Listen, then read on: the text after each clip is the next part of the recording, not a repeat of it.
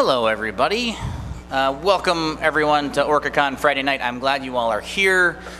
This is Dungeons & Dragons and Social Development, how games help us grow. Not make us grow. You can't be made to grow.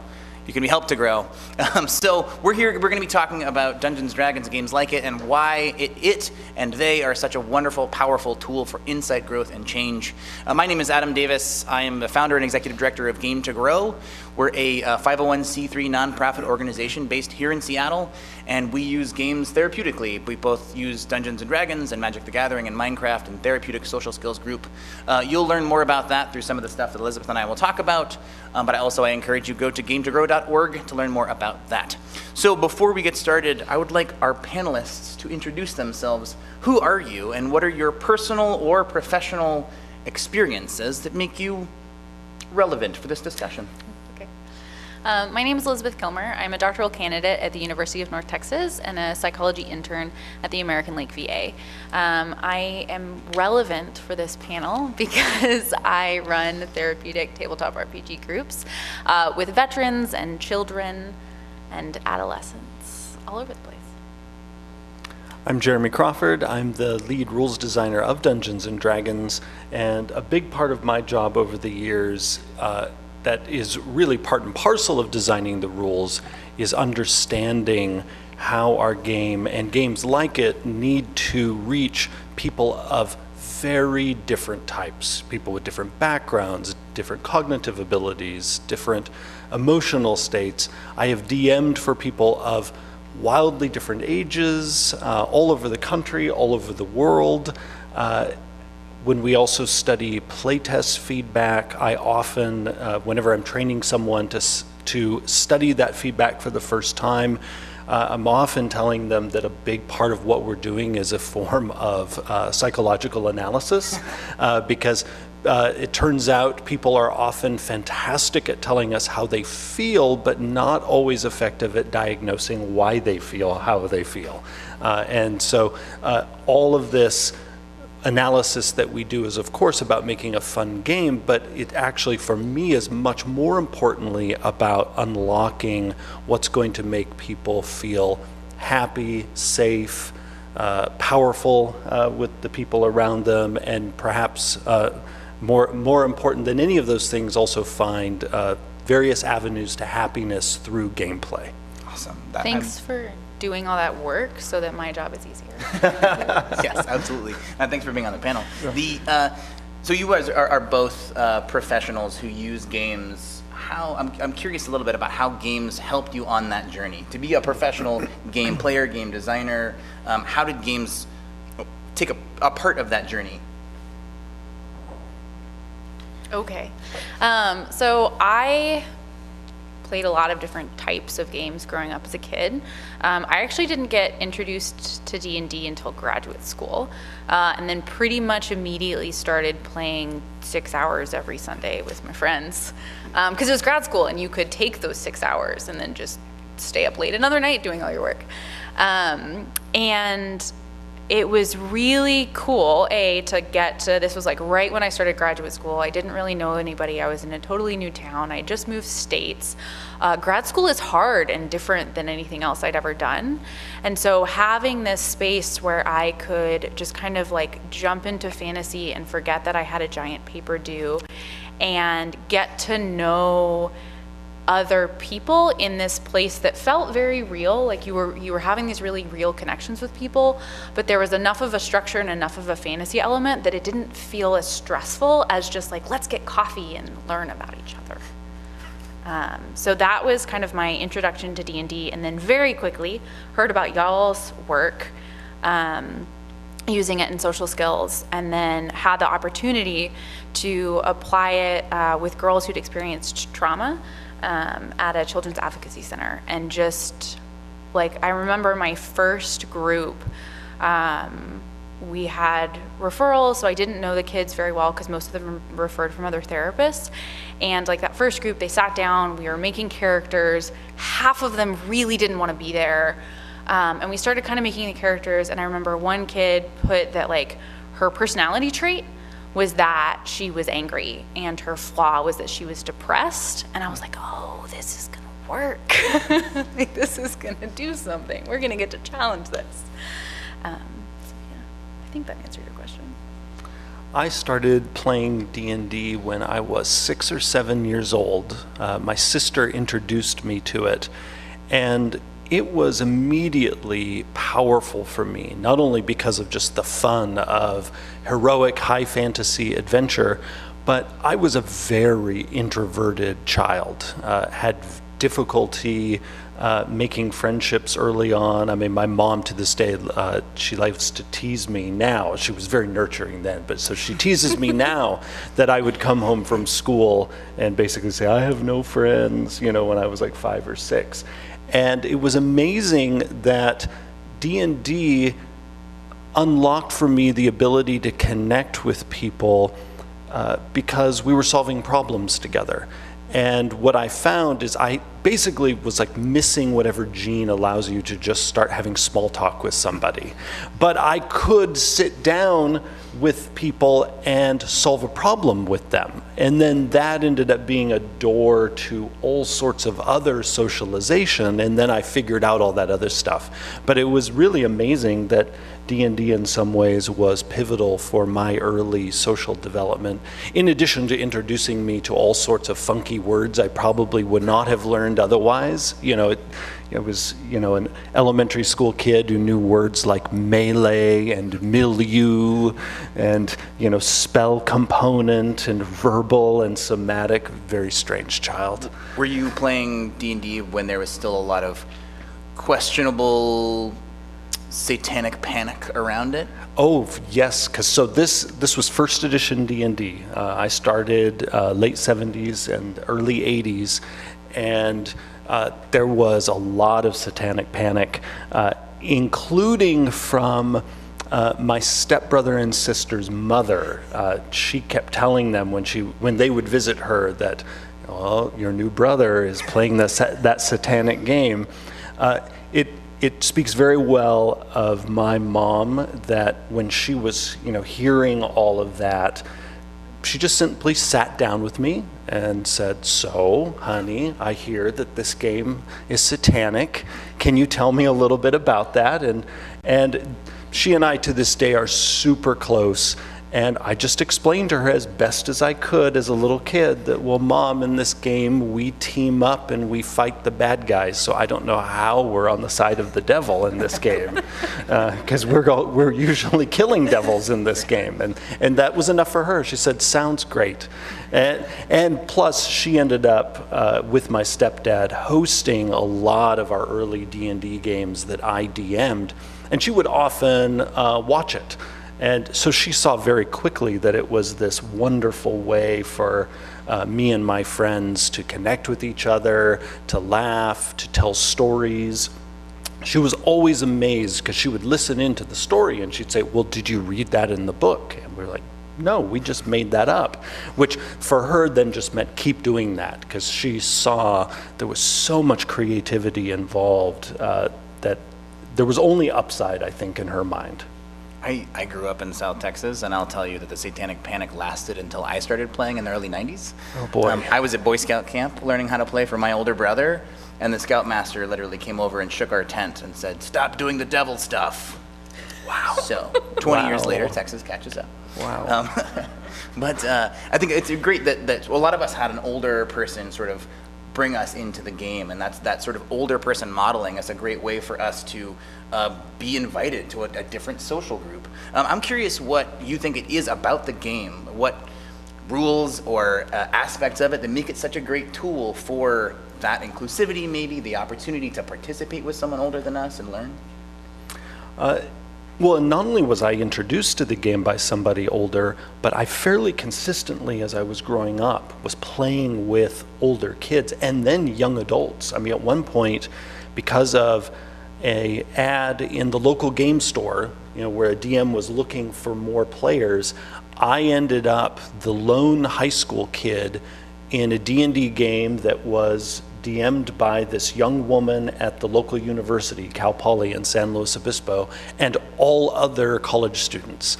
But that really is just a great example of how this game brings people together who might otherwise not know each other, might not build friendships. To this day, I still, when I draw world maps, this is an unrelated anecdote, but I'm just now remembering it, and it's giving me a warm feeling, so I'm going to share it with you. I just realized as I'm talking, world maps I draw for myself, I still mimic the maps that DM would do for us, because she was such a good mapper. Decades later, my maps still are echoing what she did back then. And it was also so sweet that this group of college students was like, sure, come along, high school kid, and play with us. I think that sort of connection is possible because D&D and other role-playing games has this amazing mix of very defined framework combined with totally open-ended creativity. And that, because there are many other things, there's just unstructured make-believe that children grow up with, and then there are many of the games that I also enjoy, like heavily strategic board games and video games where the rules and the potential experiences are very fixed. Both of those can be fun, but there's some magic alchemy when you mix those two, of some structure with no structure at all, that it's like it gives safety and freedom at the same time. And then you throw in co-op problem solving. It just has this powerful ability to pull people together. I think the collaboration, to kind of add to what you're saying, the collaboration plus the structure, as well as the very open-ended. So like I'll have a lot of people who join my group who have never engaged with fantasy or games or any of that stuff until they come to one of my groups. And they come to one of my groups because they're like, frustration tolerance seems like a skill I could work on, or like I want to be able to talk to another human being again. And so it's cool because D&D is a game where you can know nothing about it and you can step in and you can just start playing.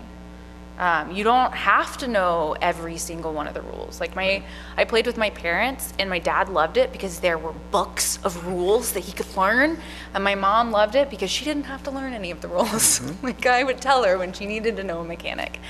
But you've got this great place where you can sit people down at a table. So like I will, one of my therapy groups, I will start a group up and I will have a group of veterans that are coming from different eras, that come from different backgrounds, that have a lot of different opinions about everything, and they'll sit at a table, and I usually will start games like that off with like a kid being kidnapped, because no one is okay with that, and everyone is ready to go get that kid back and do whatever they need to do, like that easiest way to start a game.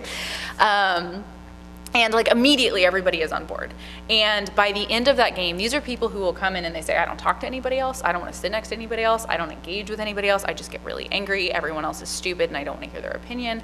And like by the end of the first hour, suddenly they're planning together and they're working together. And the people who maybe have experience with D&D have like leaned over and shown the other person next to them the whole way their character sheet works. I am never explaining how a spell works because somebody else at the table is already doing it or looking it up on their phone or pulling out a card. And I've never seen that happen anywhere else. Like I've run a lot of therapy groups, and oftentimes if we have what we would consider like a more traditional therapy group, which is everybody in the room sits around in a circle and we talk about our feelings, those can take a while to get started. And that's normal, right? There's this normal process of people having to kind of get to know each other and start to feel comfortable and start to feel safe, and then they'll start talking about things. And especially if someone's coming into the room and they're like, I don't want to talk about my problems or yours, right? Somehow we play for an hour and a half, and then we jump right into, hey, I just noticed how this thing in the game relates to my real life. I just noticed that like we're responding to literally every single threat with force, and that's probably a problem. That might cause some issues in my relationship. And so it's cool because it allows for that in a way that like a game in which you had 3 choices, right? These are the 3 ways you can respond. You're not able to put quite as much of yourself into that. And you're not able to necessarily respond as genuinely as you would with D&D, right? So like in a game recently, they're traveling down a road and they hear wrestling in the bushes and something pops out. And before I can explain that what has popped out is this adorable, cute, harmless little baby owlbear, someone has already stabbed it. Gosh. And I was like, all right, this is the way this game is going. And that's something where that wouldn't have necessarily been an option in a game where you had 3 choices, right? First, you would have had to there would have been a picture of a baby owlbear, and there would have been text explaining that that's what has happened, or there would have been a card that was flipped over, right? But the way that kind of the storytelling happened here, they were able to respond before I was able to finish describing, which is really, really reflective of what was happening in their real lives. And these people were obviously not going around stabbing things, but it was that like, I'm going to be aggressive or push away before I ask questions. And then we got to see the consequences of that, because the mama owlbear obviously came out, and when they tried to calm it down using some animal handling skills, it did not work because she was really pissed. Just really pissed. So then we got to kind of process and work through that, and that wouldn't have happened in any other kind of game. It also would not have happened in a normal therapy group, because it would have taken us 6 weeks to get to the point where someone was like, I am impulsive, and get angry. Well, we talked about this a little bit already, the way that the game is really accessible and we can kind of make it what we want it to be. And we touched a little bit on this idea of identity exploration and reflecting on who we are and who our character is. And Jeremy, you and I have talked about this a little bit around identity exploration as a thing that the game can really profoundly do. And I would love for you both to talk about both how the game does that naturally, how you might encourage it, and why you think it might be important. Well, the game asks you to consider identity the instant you make a character, because right away you're asked to decide what species is your character, how have they devoted themselves in the years leading up to adventuring, whether that's devotion to a career or perhaps a religious calling. In D&D, that's manifested as the character's background. And then also you're, of course, making the most important choice, which is your character's class, which says so much about their temperament, what their capabilities are going to be. And if your group goes in for also this classic element, you consider your character's alignment, which is a way for you to ponder what is the sort of center of gravity for your character's morals and ethics. All of those are identity issues. All of those are, who is this person? And anytime we're making up a character who we're then going to inhabit for hours at a time, we're also forced ever so gently by the game to think about ourselves, because we can fool ourselves into thinking we are making sort of objective decisions about this character on a page, but at the table we are playing that character, and there will always, no matter how much we try to keep our character at arm's length, connections will start occurring. I mean, I have found this many times over the years, where even when I have specifically made a project of this character is going to be nothing like me, after enough hours of play, in pieces of me start creeping into the character. I mean, it's like it's impossible to avoid it unless you're like hyper vigilant, sort of policing yourself every moment at the table. I would argue that that's probably part of your personality that is creeping in.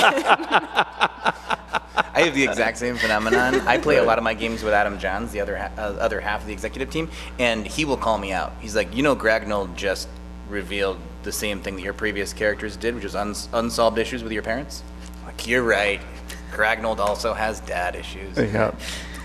I at least, thankfully, am not so one note that every one of my characters ends up being the same person.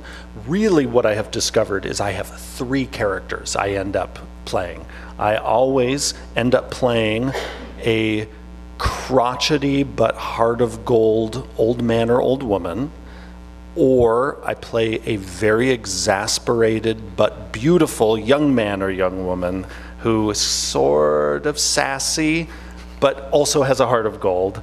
Or I play a very innocent, helpful person who sacrifices themselves at the drop of the hat to help their friends. Do they have a heart of gold? They do, but they're the only one who, they wear it on their sleeve. Like, you But know all it. of them do. They all do, but the other two are really cranky. Sounds like everyone I work with. So I love the 5e character sheet as a therapeutic tool. And it's something that my husband and I, he does the same work, had a lot of conversations about. When I started running groups with kids, I originally wanted to like make it more simple, because I was playing with 8-year-olds and I was like, there's a lot of text, this isn't gonna be too complex. And we got into a fight about it, and I was wrong and he was right. It was not too complex for these kids, and there were so many kind of rich areas to be able to explore and challenge. So from the background in the alignment and the class to the personality traits, bonds, and flaws. And I know I touched on the traits and bonds and flaws, but like alignment is something that I have found to be incredibly powerful when we're looking at games. We do a whole panel on why you should allow evil player characters in your game, and obviously that varies. If you have jerks at the table and that's not the kind of game you want to play, don't let them play evil characters, but they're probably going to ruin your game anyway. So if a lot of my players will come in and they'll have really poor self-esteem, they often have thoughts that they're unlovable or worthless, or that they're never going to have any friends, or that they're like never going to have a good relationship. Or that they're bad people and they've done bad things. And those are really common, especially when people are experiencing anxiety, depression, or PTSD. And so if someone has those thoughts about themselves, it's not particularly helpful for me to say, no, but you're really a good person, now play a good person. Like, cool, that's super invalidating if that's the way that they're thinking about themselves. But I've never actually met a player who is actually a bad person. So maybe when that happens, I'll change my tune on this. But I found that it can be really powerful to allow players to pick an evil alignment, because they're horribly awful at playing an evil alignment. Like I said, the first game, I'll be like, all right, and the kid has been stolen. There's usually a little bit more than that, but the kid's been stolen, and everyone's like, we're gonna go save the kid. And I'm like, cool, there's no reward. In fact, it's totally out of the way, it's a huge pain in your butt, and they're like, yeah, but we are gonna go save the kid. That doesn't really line up with an evil alignment. It doesn't really line up with an evil alignment when they're willing to like help out a village that's being terrorized by a werewolf, even though the village can only scrape together like some food and a bed and some coppers, right? So there can be this really cool place where you can then challenge that. Like, okay, so do you suck at playing your character, or does it turn out that your character maybe isn't as bad as you thought? Or has your character grown over time? Because that can happen, people can grow and characters can grow. So that I think is a really, really fun thing to play with. And it's something, because it's a group, I'm not the only one who challenges that, right? There are people at my table right now who have been playing D&D since before I was born, and they also do a great job of like, wait, I thought your character was supposed to come from this background and had these feelings and like really hated this one species. And they're like, oh, yes. Right? So it's this awesome place where we can kind of push and pull with that. And also, now that I run a bunch of groups and I don't necessarily spend a lot of time with my players before they're at my table, that means I don't necessarily know a lot about them. I don't know a lot about their hopes and their dreams and their fears. I might know like a diagnosis and a couple of goals. And so that character sheet can be something where obviously I'm not like, you know, reading tea leaves into the character sheet, but it can be a really helpful way of getting an idea of what kind of challenges might be really helpful for this character. Because even if a person may not be comfortable telling me right off the bat that what they really want to work on is impulse control, and also they have a really hard time because they're like fighting with their spouse a whole lot, and that's really stressful for them, or they're just really anxious about money all the time. That may not be something that they want to sit at a table in front of a group of strangers and say out loud. But it's something that often finds its way into their character sheets, in the personality traits, bonds, and flaws, or in that background. And so that can be a really cool way to kind of help, for me, to help kind of design the game and design challenges meant to address that. And then by like session 3, they're usually talking about it out loud in person. So Elizabeth, you were doing work with the VA and Yes. with Game to Grow, Yes. and as you are designing these things, you have sort of an intentionality to the way you're designing the in-game scenarios to help them build on those things. But there are often times when our players in the game surprise us, and there's opportunities for like spontaneous moments, teachable moments that happen. And this happens in therapeutic games, but also just when anyone is playing a game of Dungeons and Dragons or any game like it, there's these moments where there's sort of a spontaneous growth moment that happens, sort of a catalytic moment. I'm curious if you have a moment like that, either of you, that you can share of a time you as a game master were surprised by something that happened in the game. I think I'm surprised every week. This is not necessarily a growth moment. Maybe it's a growth moment. I am running, my players asked for a campaign that forces them to work on like black and white thinking of like it's either right or it's either wrong, as well as more intelligent villains. I have a bard with a lot of spells that you need to have a certain amount of intelligence to be able to be affected by. And so they're currently working through this campaign that I call like a reverse Indiana Jones. So a bunch of rich families have basically like museum collections, but where do you get the things in museums? The things in museums are probably like taken from cultures and places and peoples that like didn't actually want their stuff to end up in a museum. Because somebody in like a hat with a whip came along and took it. And so someone has been stealing these really expensive artifacts from these rich families, and the rich families are really upset about it. And so I expected them to kind of come in and investigate the first crime scene and then go off, and there was going to be some fighting in the alleys, and then they were going to make it down into the underground, and there's going to be like a pretty good balance of that kind of investigation and then fighting, because they like combat. And then we went 2 sessions, and one of those sessions was just exploring the crime scene, and the other session was just questioning people around the house. And let me tell you, I did not have the content prepped for that. Because that was something that I was not expecting from this group. This was a group that was like, cool, we have some data, I've run a couple of ability checks, so we're probably good, and moving on. But the amount of just like intentionality in problem solving, and they would like take a break for the game from like running their characters for a couple of minutes to 10 minutes to 15 minutes just to kind of problem solve and strategize, and what could this look like, or what could this look like? And it was this amazing thing, because 5 weeks ago, these people would give me like 3-word answers. And so we were kind of processing near the end, and a couple of my group members were like, yeah, like we didn't get in any combat. Like we didn't do any fighting. And I was like, no, because you were in one room the whole time. You were in one room. There was no combat in that room. And they were like, yeah. I was like, what do you think that was? And they were like, well, we wanted to get all of the clues and figure it all out. And I was like, so how does that play in with this, like, you know, impulsiveness and attack first and ask questions later? And they were like, oh, I guess we didn't do that this time. I guess that didn't happen. And I was like, wow. And they're like, we wouldn't have done that 2 weeks ago. That wouldn't have happened. We would have there was like a guard that had been tricked into giving some secrets up at a certain tavern for some reasons. And they were like, we would have just like knocked him over the head and kept moving. And so it was really cool, because this was a group where they were saying like, we make a lot of impulsive decisions, we're not good at working with other people. And they spent an hour and a half in a room that was not designed to be that interesting. It was not designed to have that much stuff in it. There were a lot of times where they're like, spent a lot of time investigating a wall that was just a wall. So that was an amazing moment for me. And there was also a moment where they were like using some skills that you were wanting them to have So also. they were collaborating together.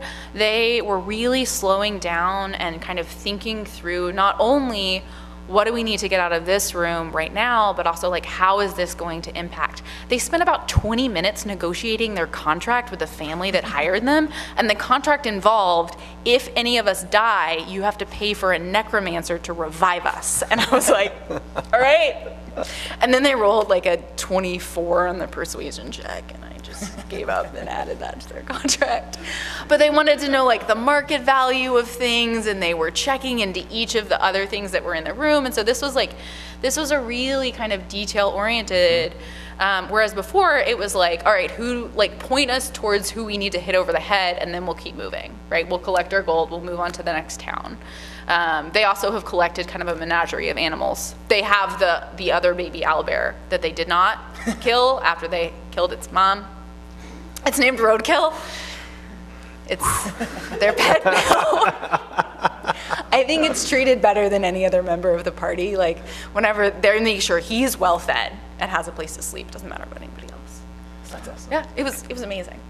What I love about that story is that they even in sort of changing how they deal with problems, even in that we're exploring identity. Because we often when talking about identity on panels and in books, we'll talk about many other things, gender identity, your sexuality, your relationship to your family, et cetera, et cetera, et cetera. But a big thing is, as you just talked about, is how do we confront stressors in life? Mm-hmm. How do we, if we've made a mistake, how do we come back from that? So I love hearing that, they saved the second owlbear. Oh yeah. and that is the beauty of something like D&D is much more easily than in real life, you can come back from your mistakes.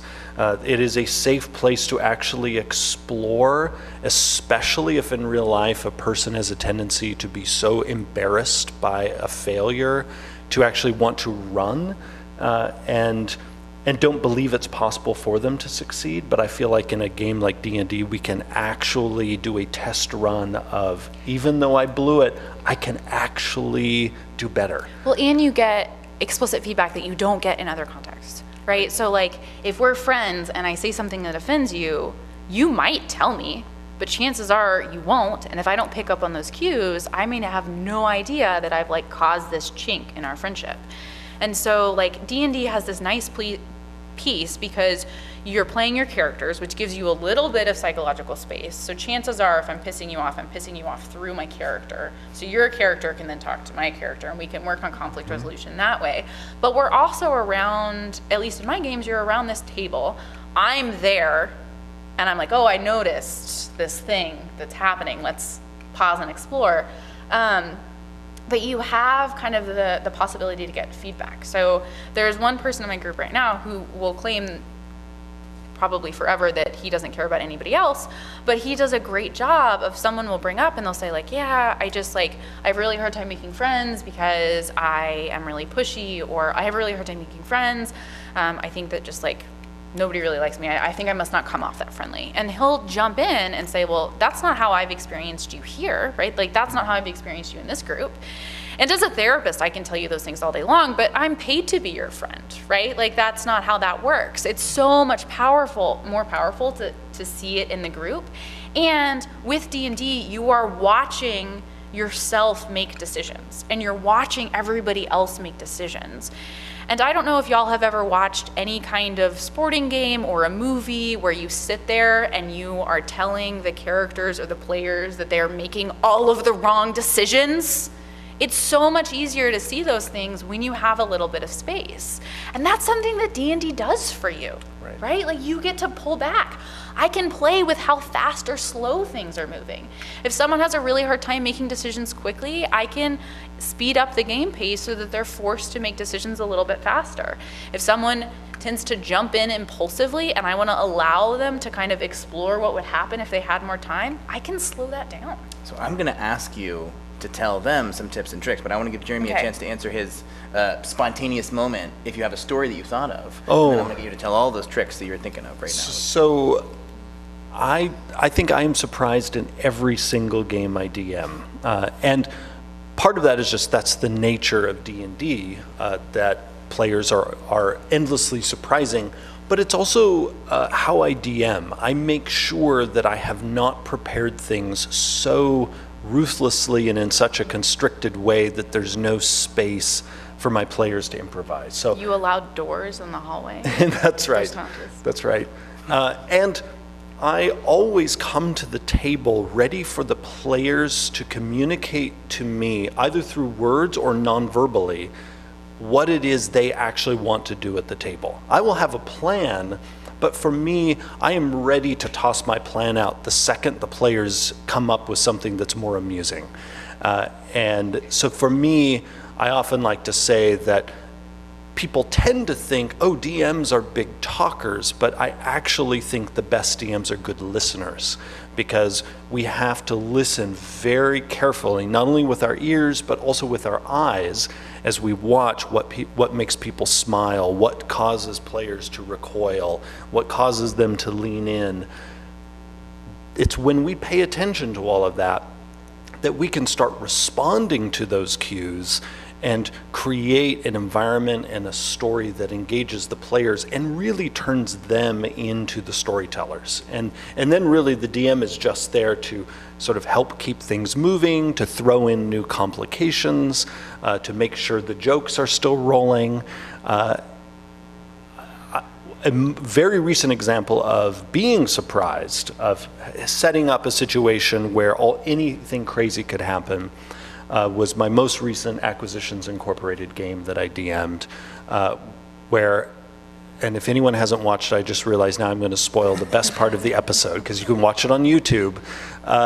One of the characters ends up essentially making out with himself, and because there was a clone of one of the characters, and that clone was the villain, and the player completely took me off guard. And keep in mind, we're on stage in front of thousands of people. Completely took me off guard when in combat, his move was to, step up to himself and lean in for a kiss. And it was an amazing moment. It is going to have ramifications in our episode next weekend at PAX South. But another great example of a surprise, and this has more to do with sometimes players who are hurting. I often love to DM for kids, and about a year ago I was DMing for a kid who was visiting the Wizards offices as a part of the Make-A-Wish Foundation. We've had a couple of kids where their wish, and we are always blown away by it. Like, they could have wished for going to Disneyland or any other thrilling thing. Their wish has been go to Wizards of the Coast and play D&D with us. And so I wrote this adventure for this little boy and his family, and I thought, okay, this child with terminal illness is going to want a game filled with brightness. And so I made sure that there was this very whimsical bronze dragon who had transformed herself into this sort of bubbly little gnome-like woman who was there to be his character's companion from the start. The instant she shows up, this kid, who I've been warned by my colleagues who had spent some time with him previously, they said to me, he's going to blow your adventure up in the first 5 minutes. And they were like, are you ready for this? I'm like, oh no, bring it on. Because I actually love that. I love it when players blow up my adventure.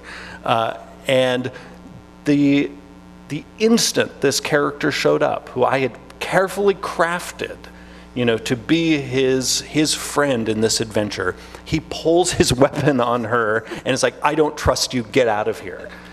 And so I had her sass him a little bit, because like some of my characters, she was a cranky old woman, turned into a dragon and flew away.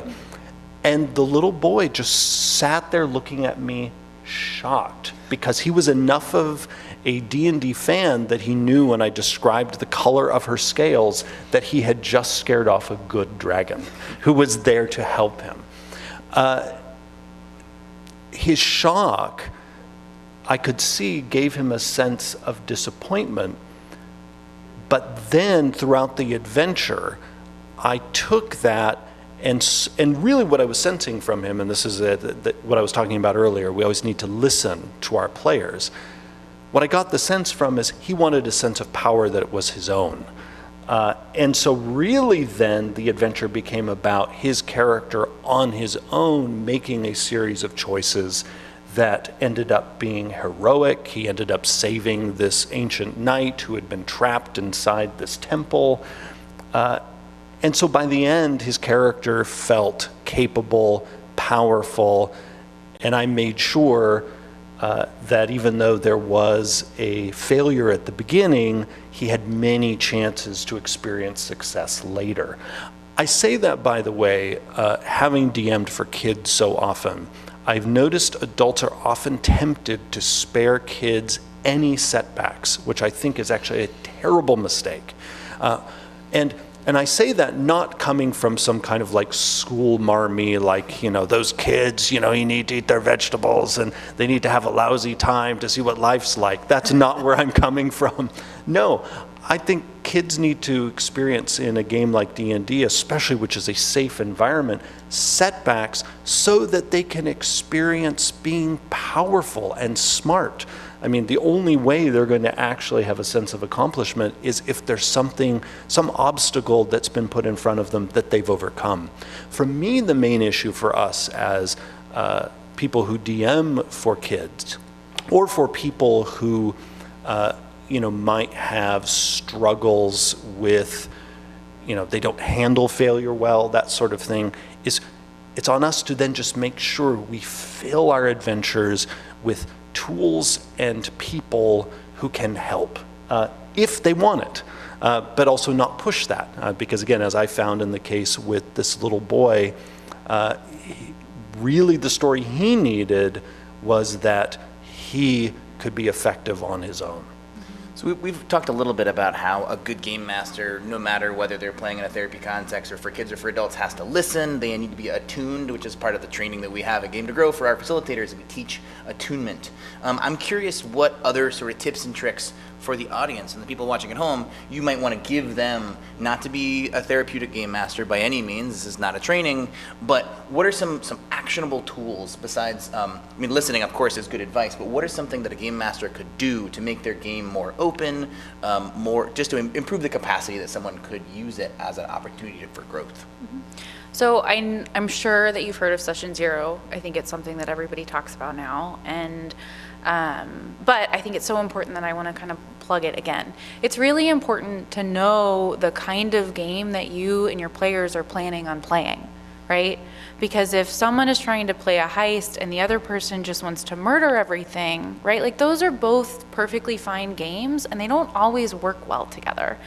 It's also important to keep checking in on that. So like recently I checked in with my players and they were like, we really want to challenge this black and white thinking and we really want to have more intelligent villains, right? So like those are two actionable things that I can then do with my game. And I'm obviously tweaking my game the whole time we're playing, but there are those kind of bigger shifts that need to be made kind of occasionally. So I think that would be my first thing, is make sure that everybody's on the same page. Make sure that everybody's on the same page about how your team is going to interact. D&D is often a collaborative game, but it is not always. Sometimes people don't want everybody in the party to actually agree. Sometimes people are really not okay with party members backstabbing, whereas other times people think that sounds super fun and more interesting. But if those two people are trying to play the same game, someone's going to end up really hurt and disappointed. Yeah, I think it can be very easy because D&D is in an environment with so many other games where we could just sit down and say, let's play Settlers of Catan, and that means just one thing. But with a game like D&D, much more than just being a game, is a platform for many different types of games. So anytime I'm starting a new campaign, I am very careful that my players know, as you say, sort of what it is they're signing up for. We just wrapped up a 2-year campaign, and I was very clear up front before anyone jumped on board. This is a gothic horror campaign. It is going to be grim, at times filled with melancholy beauty, And one of my weird projects I've given myself is to see if each session I can do something that is grosser than the previous session. And For 2 years. I did that for 2 years, and oh my goodness, did I need that campaign to end. So I loved that campaign, and my players did as well, but I was too successful at the gross project. It got to the end where I was coming up with things, and I was like, okay, I took this too far. But the thing is my players knew it going into it. And just as my next campaign that we'll be doing at home, I've told them, is going to be a sort of pulp, dungeon crawly adventure with some, and not just pulp in a sort of Indiana Jones sense, but also having some kind of campy elements. I'm also doing this to have a hard tonal shift from my previous campaign. But also even before becoming the DM of Acquisitions Incorporated, we had a number of meetings where we talked through what style of gaming we would be doing together. That was an unusual case because I was stepping into an established campaign. So I really wanted to explore with them how much of like past tone and whatnot they wanted to maintain, and how much they were ready to go in new directions. Because no DM is served by having players who don't like the game they're playing. So for me, one of my highest priorities as a DM of any game, whether it's at home or on a stage, is to make sure I'm actually DMing the game that my players want. And because I know that as a DM, I can always slip stuff in that amuses me, because I also think of myself as a member of the audience. But I don't worry about myself so much because I like so many of the genres that are possible within D&D. I can always find something basically that's fan service to myself. The other tip I would give, in addition to this sort of session 0 that we're talking about, is to go back to the listen one. I know I've already said it, but it is so crucial, and so many DMs don't actually do it enough. Really, if your temptation is to talk, spend time listening, and especially listen to the players when they're talking to each other and not to you. That often is when I learn the most, is actually when they're not saying anything to me at all as the DM, but they're talking to each other, because they're often unguarded that way, and I can listen in and basically hear what it is they're really enjoying, where they'd like to see the campaign going. And they will often have story ideas that I can basically steal, because they will often, as they ponder what they think is happening, will come up with ideas that are better than what's actually happening, and I will often swap out what I planned with what they are imagining, which then makes them feel super smart when they figure out, see, we were right, this is what was going on all along, and half the time it's like, well, that's not what was happening at the beginning, but I just changed my mind because your idea was so good. You're not talking about listening, like asking for feedback, as much as you're talking about like listening to everything that's happening in the Exactly. game. Are you taking notes at the same time? I do take notes. So I take notes really about things players say that, like, oh, it'd be really cool if X was happening, or I think, the Duchess really wants this, and I make a note of it. It's like, well, that isn't what she wanted, but what that tells me is that sort of thing interests these players. And I might not act on it immediately, but it sort of goes into my bank. It's a little bit of treasure that I can spend later if I need to. It can also be useful to ask people for feedback, and that can be super productive. But I've actually never found it to be as helpful as just listening to them talk to each other in the game. And also being very mindful to how they talk to me as the DM. Are they smiling when they talk to me? Just look for all the cues. Do they seem happy? Do they seem safe? Are they laughing? Are they down about something? And are they down, is it about something in the game? Is it about something in real life? It's almost like Dungeons and Dragons is this amazing game for learning nonverbal social skills. Yes. Wow. Yeah. And I often like to bring these things up because D&D is so heavily a verbal game. You know, I mean, we publish these books jam-packed with words. We describe verbally what our characters do. The DM is using verbal communication to describe locations and creatures and what monsters do in combat, et cetera, et cetera, et cetera. But there is a massive nonverbal component. You know, the posture of the players at the table. You can tell a lot about, are they enjoying themselves by just how they're sitting? How are they interacting with each other? Two players might have decided, oh, our characters don't know each other at the beginning, but you might notice over the course of the campaign that the two players are really forming a bond in real life. And if you see that, then that's an opportunity for you as a DM to create a potential bond for their characters in the fantasy. So that's another thing you can do is I often like to think of, the DM in some ways has the super easy job of just doing tons of fan service for their players, because unlike publishing something for a broad audience where, it would get tiresome very quickly if it was all fan service. At your table, like, this is your audience. Why not just give them stuff they love and give them stuff they love, as often as possible? Not so much they get sick of it. They don't want to have cupcakes for 4 hours straight, but they can, they get a cupcake every, at various points in this experience. The one other bit I wanted to mention when it comes to running a game is make sure outside of combat you're giving everyone a chance to engage. It's very easy in combat because of the turn structure for everyone to get a chance to contribute.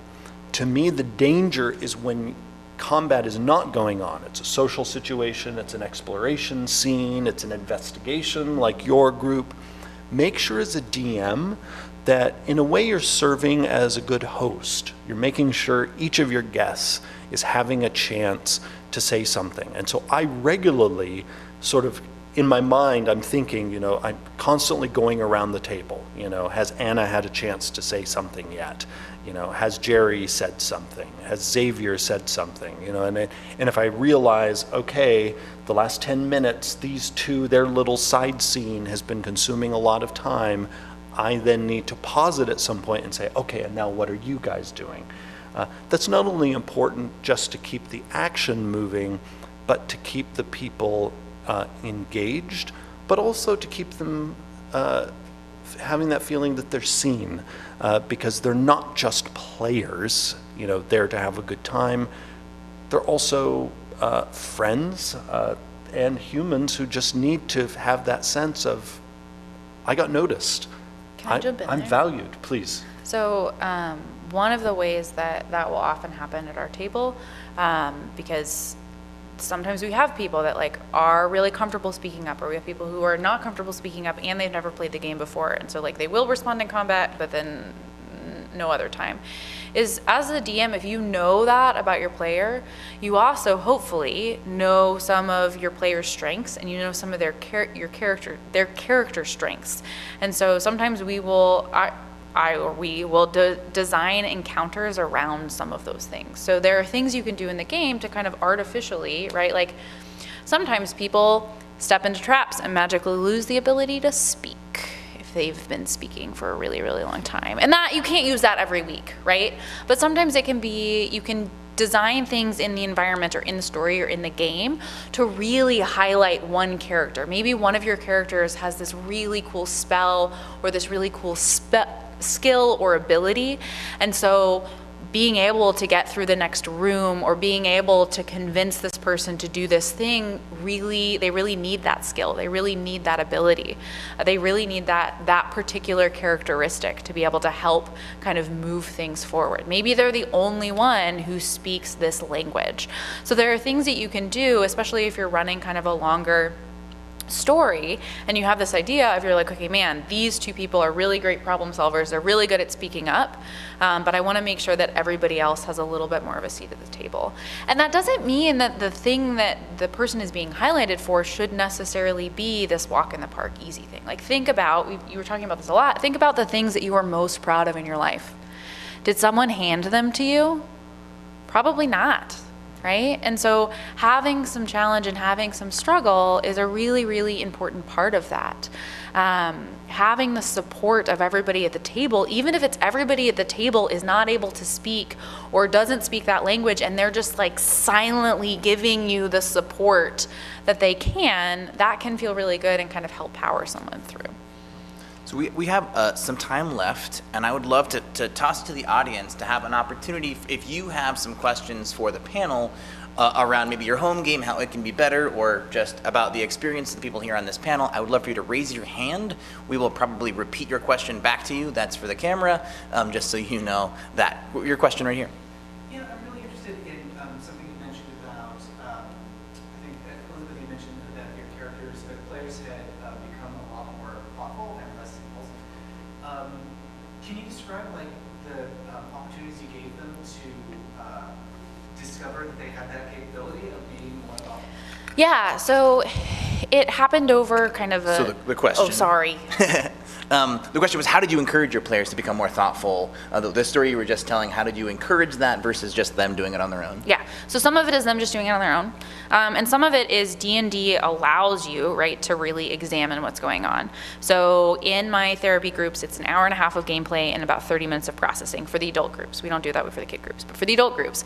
And so after every game, they have a chance to say, like, okay, what did you notice today? What do you think went well? What do you think didn't go so well? Do you want to nominate somebody for something they did that made today more interesting, which can be good or bad? And so that's a really powerful place for the person to even be able to say, like, oh, I was really impulsive, or oh, I think this was problematic. And there's things that we can do in the mechanics of the game. So, like, if you are impulsive and you run ahead and you set off a bunch of traps and you keep getting struck by lightning, hopefully you're having some pretty quick insight into that. So like lightning traps are one of them. Having the ability to kind of like engage with a group of people and then choosing to immediately fight those people and then finding out later from maybe another NPC that if they had maybe been nicer to those people, they would have gotten all of this really good information.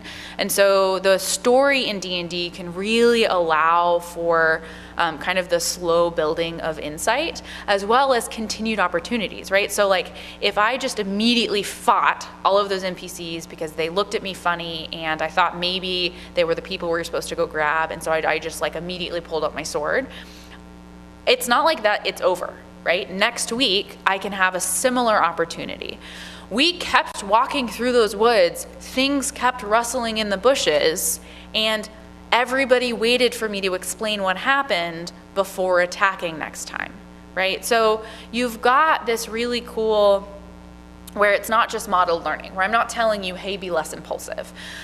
You're getting the chance to experience that for yourself and get to try again in a safe place where it's okay if you fail. People also got a lot of feedback from everyone else around the table.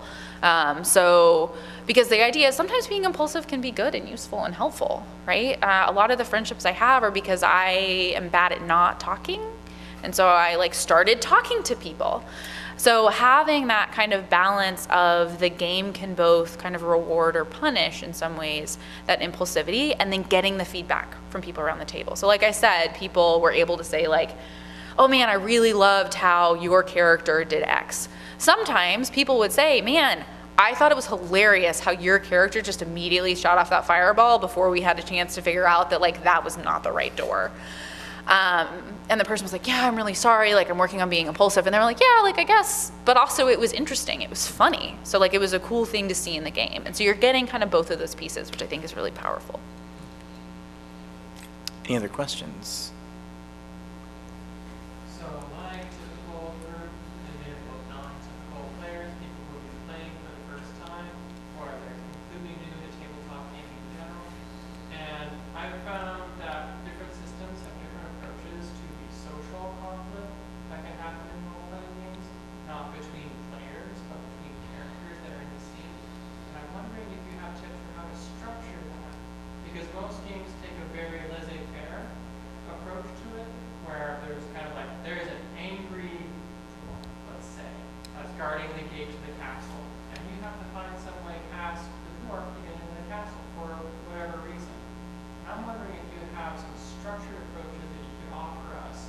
that would make those social encounters a little more understandable for people who are new to tabletop playing, or who maybe are new to Dungeons and Dragons. So the question is about how do you structure a social experience in the game, especially for new players, to help them understand the rules of social, so it's not just laissez-faire. So I think this points at the crucial role of the dungeon master in D&D, but also the game master in other role-playing games. And that is, it is often the job of the DM to take the character's intent and marry it to the correct place in the rules. I, as DM, don't expect the players to sort of be the rules users. I expect them to really just be great at describing what their character is going to do, and really it's my job to take that intent and figure out what rule is going to express this well. So this is true even in a social setting.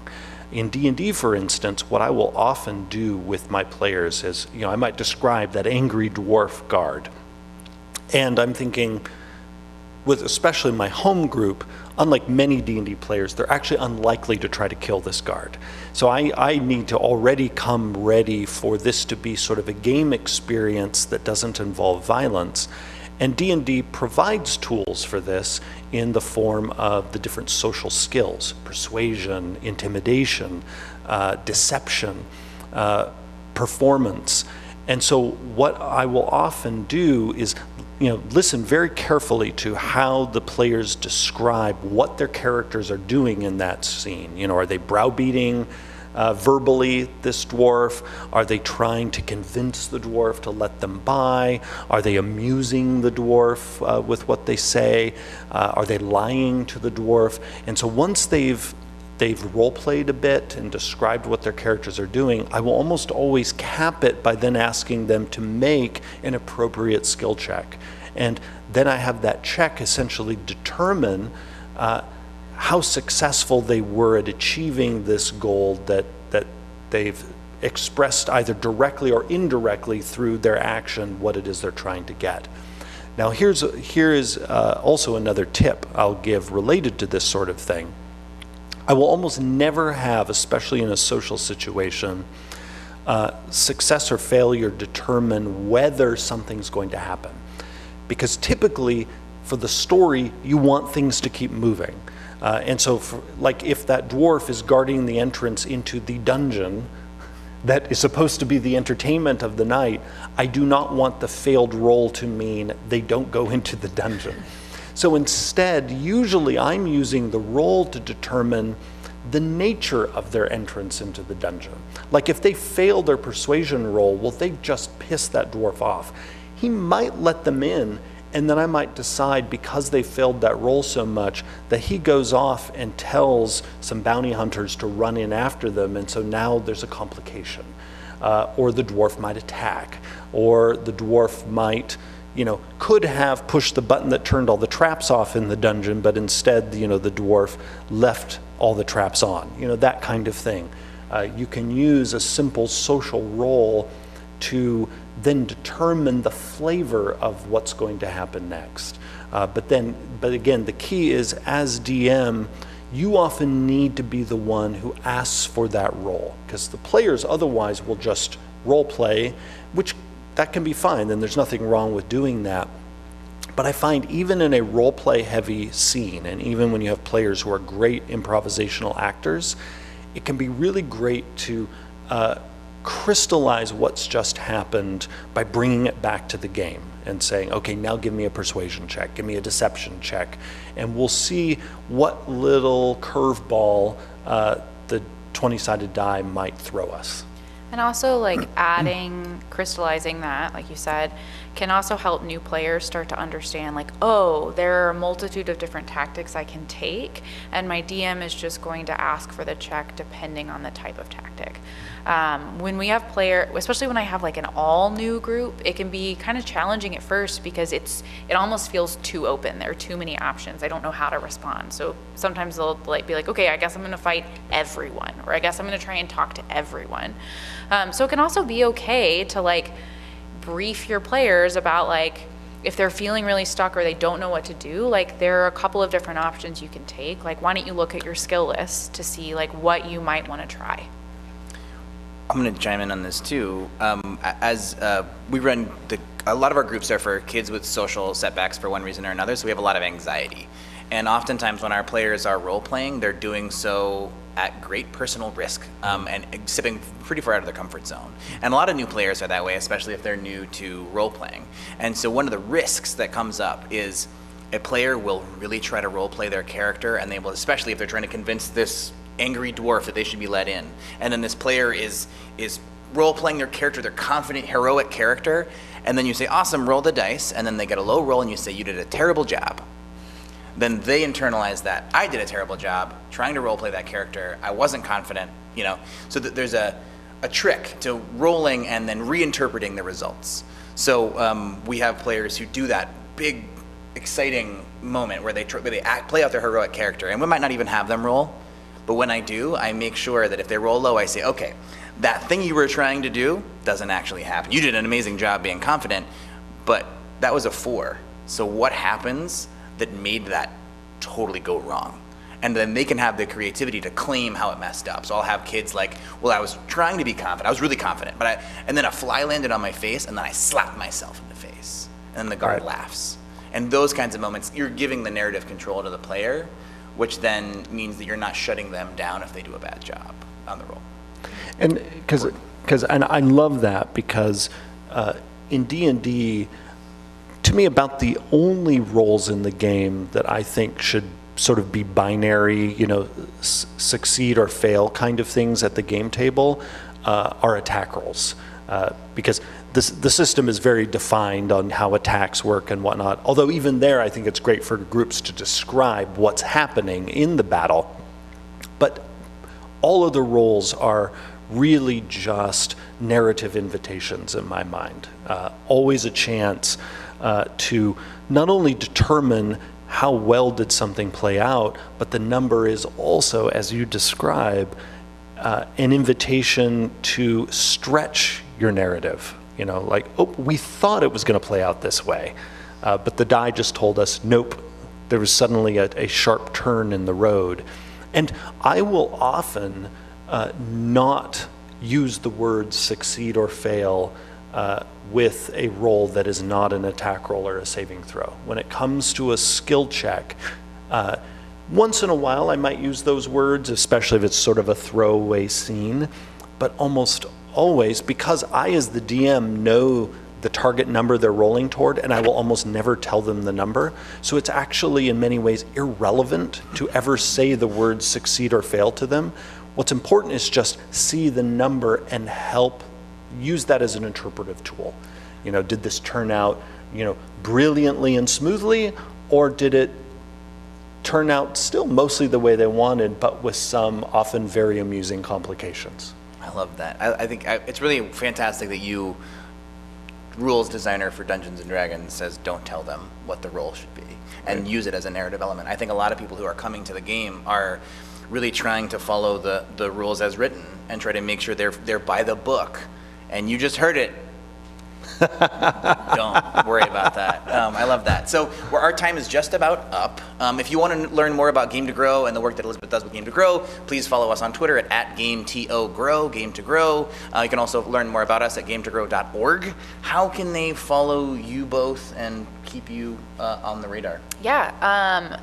So my husband and I both do the same work, and you can find us on Twitter at Drs. Gilmer. We tweet sometimes. And you can find me at Jeremy E. Crawford. Fantastic. Thank you all so much. Thank you for watching. Have a great rest of your OrcaCon. Thanks, everyone.